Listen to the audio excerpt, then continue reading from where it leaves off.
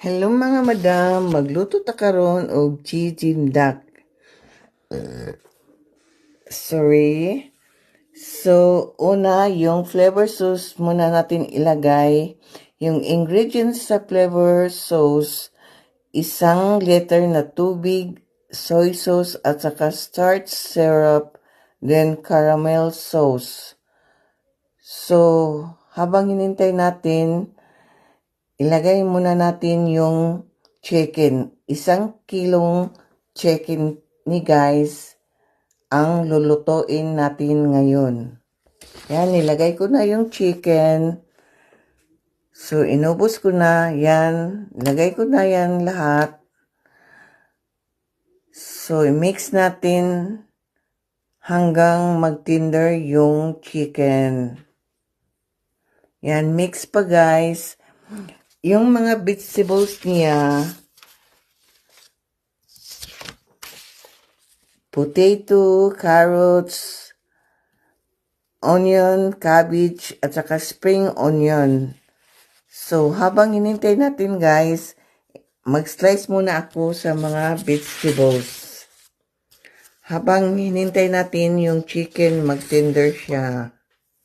So, nag-slice ko guys, hindi lang masyadong makita kasi masikip yung pwesto. So, mix ulit. Yan. Mix. Yan. Mix pa ulit. Yan na guys. 1 liter na tubig yan. So, nag-slice na ko ng mga vegetables. Hindi lang makita. Sorry guys, hindi makita. Pero, paglagay ko, makita nyo kung ano ang nilagay ko nga vegetables. O, yan. Nakita na guys. Na-adjust na. Nakita ng paraan para makita ko ninyo nag-slice. Yan. Ang na-slice ko guys, yung potato. So, nilagay na yung potato at saka carrots. Then, mix. Yan, nilagay ko yung potato at saka carrots. Then, i-mix natin guys. Yan, mix na natin.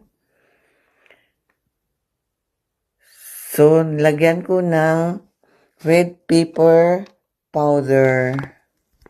1 kutsara lang siya guys. Kasi ayaw namin ng mahanghang.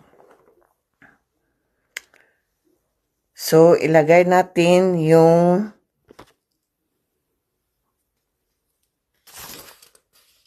cellophane noodles. Yan.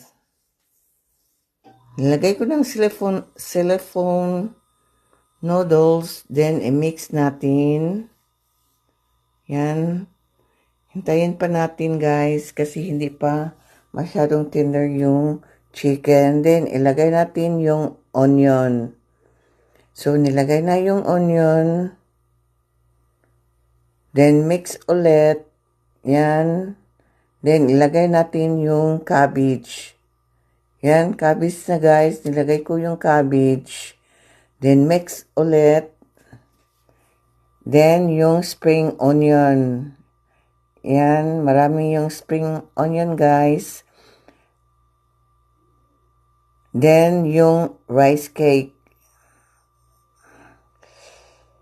Cut into small pieces siya guys, yung rice cake.